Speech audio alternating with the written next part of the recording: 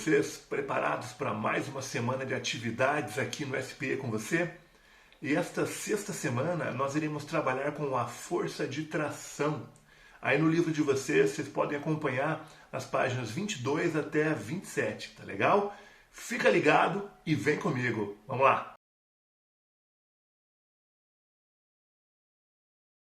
Então vamos dar início aí ao estudo desta aplicação, das leis de Newton, que é a força de tração. Então a gente está estudando aí força por força, vamos dizer assim, né? Já estudamos a força peso, a força normal, entramos agora na força de tração. E esse nome, tração, talvez já remeta aí o nosso pensamento a alguma coisa, uma corda, talvez, um cabo. E é justamente isso, Tração é o nome dado a essa força, aplicada nas extremidades de um cabo, de um fio, de uma corda, desde que seja inextensível. O que isso significa? Não pode ter nenhum tipo de elasticidade, porque senão entra aí mais uma força que estudaremos na semana que vem, que é a força elástica, Então, lembrando que a tração é uma força, Portanto, é uma grandeza vetorial, tem módulo, tem direção, tem sentido. E no sistema internacional ela é medida em newtons, E aí na tela de vocês conseguem observar uma aplicação, por exemplo, desta força de tração, A engenharia está utilizando muito isso, não é só para efeito estético, Mas esses cabos ali têm ali um papel muito importante, Na sustentação de pontes, enfim. Algumas pontes famosas, inclusive mundialmente, são feitas dessa maneira, com cabos aí inextensíveis, fazendo uma parte da sua sustentação. Então, à frente aqui nós conseguimos ver também uma imagem de uma pessoa fazendo uma força numa corda. Vocês estão percebendo que a tração está com uma flechinha ali para baixo e outra para cima, Quer dizer, a força de tração, se você está numa mesma corda, ela é sempre a mesma, Você terá mudança na força de tração se você mudar a corda. Você já vai entender bem isso aí que estou querendo dizer para vocês. Então, lembrando que o módulo, é o valor numérico da sua força de tração, ele é idêntico ao da força exercida na corda. Na extensão de toda a corda, o valor da força é sempre o mesmo. Aí, para determinar isso depende de cada caso, a gente vai estudar um pouquinho isso também em algumas aplicações e atividades. A direção ela coincide com a direção da corda que está esticada e o sentido ele é de forma a puxar o corpo ao qual a corda está presa. Muito bem. O que mais nós podemos dizer sobre a força de tração? Uma aplicação muito utilizada é o sistema de roldanas e polias, como você pode ver aí na sua tela. Nós temos dois tipos de polias, Fixas e polias móveis, e elas têm funções diferentes no sistema. Bom, a polia fixa, qual que é a ideia dessa polia fixa? Você pode perceber aí na tela que nós temos duas pessoas, uma polia lá em cima e uma corda, e a pessoa está puxando ali aquela corda de modo a elevar aquela carga, aquela mala que ele está levando ali de uma certa altura. Então vamos parar para pensar o seguinte: seria mais fácil a pessoa fazer isso através da polia, da roldana aí que nós temos, ou ela levantar esse corpo no colo, por exemplo, É claro que, nesse caso, em termos de facilidade, é muito melhor utilizar a nossa polia. Só que vocês vão perceber que essa polia fixa, ela não altera o valor da força. A força que a pessoa está fazendo na corda ou no corpo, se ela estiver simplesmente pegando na alça e levantando aquele corpo, aquela mala, a força é a mesma, O que muda aqui, claro, é o conforto da pessoa, é mais fácil ele fazer essa força para baixo do que levantar esse corpo aí com as mãos, ou mesmo com a corda, levantando esse corpo com a corda, puxando ele aí para cima. Então, a roldana fixa, ela é utilizada para isso, para ficar mais confortável para a pessoa puxar. Não que diminua o valor da força, Isso acontece no sistema de polias e roldanas, só que não por roldana fixa. Então, esse tipo de roldana, ele altera a direção e também pode alterar o sentido aí da força, Nesse caso, nós estamos alterando o sentido.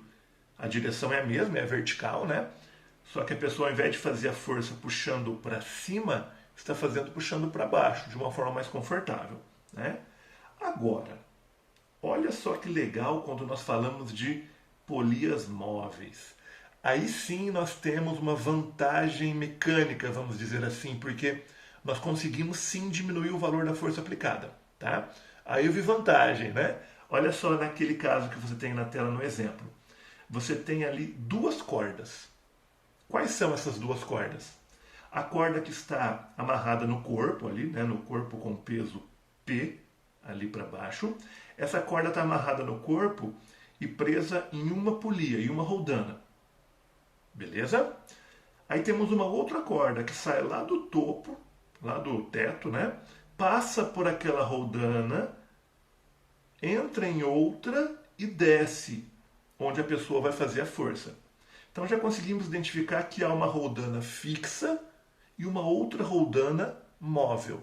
Então a roldana fixa a gente sabe que não altera o valor da força, mas a roldana móvel altera. Olha por quê.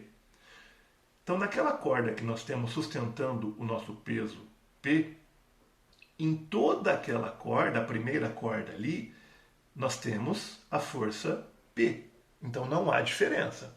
Porém, esta corda ela está sendo sustentada por uma outra que tem dois apoios, um lá no teto e o outro na roldana fixa.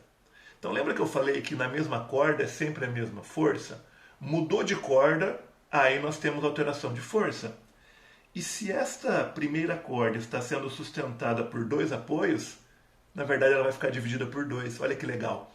Então para cada lado ali da roldana móvel nós temos uma divisão do peso. Dividiu pela metade. Se era P, passou a ser P sobre 2. Então naquela corda que está saindo do teto, passando pela roldana móvel e passando pela roldana fixa, toda aquela corda tem uma tração de P sobre 2. Ou seja, a pessoa que está puxando aquela polia ali embaixo está fazendo uma força que é igual a metade da força que ela faria se estivesse simplesmente tentando levantar um corpo com a corda para cima ou passando essa corda por uma roldana fixa.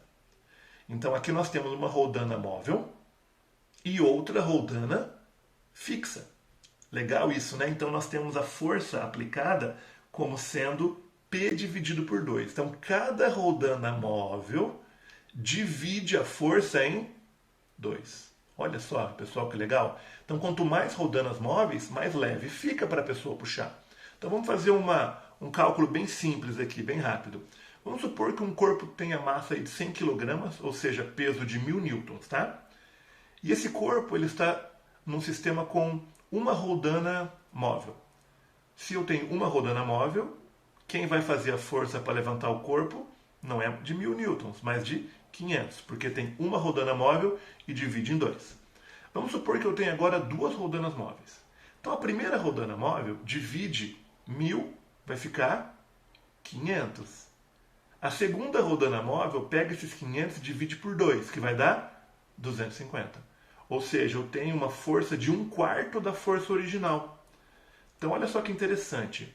Cada roldana móvel divide a força em 2, o peso, né, em 2. Uma roldana móvel divide em 2. Duas roldanas móveis, 4. 3 roldanas móveis, 8. E assim por diante, 2 elevado a n. Olha que legal. N é o número de roldanas móveis. Legal isso, né? Então, quanto mais roldanas móveis você tiver, você consegue fazer uma força bem menor para levantar o corpo. Bem interessante. Muito legal. Vamos fazer o seguinte agora. Vou resolver com vocês aqui algumas questões, tá? E depois, obviamente, deixar outras para vocês trabalharem em casa durante a semana. Vamos lá, acompanha comigo. Legal, pessoal. Então, vamos resolver aqui uma primeira atividade. Eu separei para nós aí na página 43 do seu livro, na seção Hora de Estudo, atividade número 21, que diz assim, ó: utilizou-se o acoplamento de polias, mostrado na figura, para levantar um peso de 120 kg à força, né, kgf. Desprezando-se o atrito, E considerando-se as polias e as cordas ideais, o módulo da força F, que equilibra o peso, em kgf é igual a quanto? Então ele quer saber qual o valor da força que você terá que fazer ali do lado direito, né, aquela força F, para equilibrar, tá bom? A força que você deve fazer para equilibrar aquele peso de 120 kgf. Então vamos lá. Nós temos aqui um sistema, né, com duas polias móveis. Então vamos representar aqui bem rapidinho.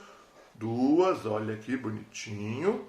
E aqui nós temos uma polia fixa. Então ele quer que você determine essa força F.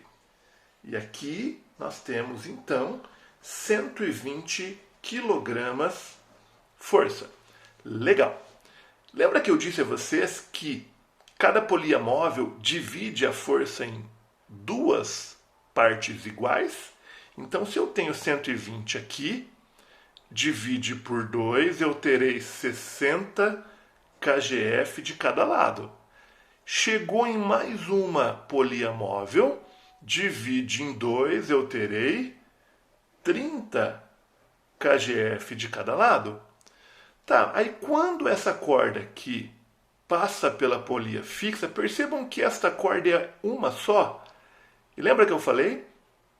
Na mesma corda, a mesma força. Portanto, qual o valor da força aqui que você deve fazer para equilibrar? 30 kgf, ok? Então, podemos representar isso, simplificar essa ideia toda numa expressão F igual a P dividido por 2 elevado a N. Força que você faz, P é o seu peso, né? Nesse caso 120, dividido por 2, porque cada polia móvel divide a força em 2, elevado a N, onde esse N é o número de roldanas móveis. Ok? Então, fazendo esse cálculo aí bem simples, F igual a 120 dividido por 2 elevado a quanto? Quantas roldanas móveis nós temos? Temos duas. 120 dividido por 4, teremos aí então 30 kgf. Beleza, pessoal? Ótimo! Vamos partir para a próxima questão então. Vamos lá. Muito bem, galera. Agora nós estamos aí na página 26 do livro de vocês e esta é a atividade número 3, que diz assim, ó: dois blocos A e B de massas iguais a 4 e 6 kg estão ligados por um cabo inextensível e são puxados por uma força F sobre uma superfície horizontal e perfeitamente lisa. A força tem intensidade de 50 newtons. Determine, letra A, o módulo da aceleração adquirida pelo conjunto. Letra B, o módulo da força de tração com que B puxa o A. E letra C, o módulo da força de tração com que o A puxa o B. Será que é difícil fazer isso aí? Vamos representar aqui. Pegar nossa mãozinha que escreve. Vamos colocar então o nosso primeiro corpo, tá? Tem uma cordinha aqui. O nosso segundo corpo. Então, corpo A, corpo B. E tem alguém fazendo aqui uma força F. Foi dito para nós também que o corpo A tem 4 kg. Vamos colocar isto aqui. E o corpo B, 6 kg. Muito bom. E também foi dito que a força F tem intensidade 50 newtons. Vai facilitar bastante a nossa vida esse monte de informação, né? Então, o que ele quer na letra A, pessoal? O módulo da aceleração adquirida pelo conjunto. Então, vamos lá. Entenda isso tudo que está aí como uma coisa só. Eles vão caminhar, né, ser arrastados juntos. Então, nós sabemos que força resultante é igual a M vezes A. Quem seria a nossa força resultante aí, fazendo este conjunto andar? Resultante é sempre quem puxa menos quem segura. Quem está puxando é 50 newtons. Não tem ninguém segurando o conjunto, o sistema. Então vai ficar como resultante 50. Massa. Qual o valor da massa do conjunto todo? A massa de todo o conjunto é 4 mais 6, 10 kg, vezes a aceleração. Qual é então o valor da nossa aceleração? 50 dividido por 10. Então nós teremos uma aceleração igual a 5 metros por segundo ao quadrado. Esse é o valor da aceleração que foi pedido para nós na letra A. Beleza? Até aí tranquilo? Joia! Letra B. O módulo da força de tração com que o B puxa o A. Pessoal, percebam o seguinte aqui, ó. Tem uma força que puxa o conjunto. Esta outra corda ligando A e B. Vocês concordam comigo que o corpo B está puxando o corpo A? Sem dúvida, né? E ao mesmo tempo, o corpo A também está puxando o corpo B, né? Tem uma força aí, de resistência, vamos dizer assim, nessa tração, nessa cordinha. Esquece o chão aqui, esquece o piso, tá? Foi dito aí para nós que não é para considerar a relação aí do atrito, né? Então vamos só pensar nas forças atuantes nas cordas. 50 newtons puxa o corpo B e o corpo A junto, puxa o conjunto todo. Agora, quem puxa o corpo A é o 50? Não. Quem puxa o corpo A é o corpo B. Então, para resolver esse tipo de situação, assim como a letra B está pedindo, a letra C também, nós precisamos isolar os blocos, tá? Então, olha só, vamos isolar, vamos colocar aqui letra B, vamos isolar o bloco B. Vamos lá? Então, quem está atuando no bloco B que tem 6 kg? Para o lado direito eu tenho 50 newtons. E aqui para o lado esquerdo, quem que eu tenho? Eu tenho uma força que o A faz no B. Concordam comigo? Ah, mas posso isolar também o bloco A? Pode. Vamos isolar o bloco A. Para o lado direito, quem está puxando o bloco A? 50 newtons? Não. Para o lado direito eu tenho a força que o B faz no A, na corda. Tem alguém segurando? Não, não tem ninguém. Então, aí eu pergunto para vocês, FAB é igualzinho a FBA, porque é a mesma corda. Então, como fica mais fácil determinar essa força? Usando o bloco B ou usando o bloco A? O que é mais simples fazer? O bloco A, porque eu tenho apenas uma força aplicada, na verdade. No bloco B eu tenho duas. Vai dar a mesma coisa? Claro que vai. Só que a gente vai fazer o modo mais simples, mais rápido, né? Vamos dizer assim. Então vou aplicar no bloco A a segunda lei de Newton. Vamos lá. Quem está puxando o bloco A? FBA. Tem alguém segurando o bloco A? Não.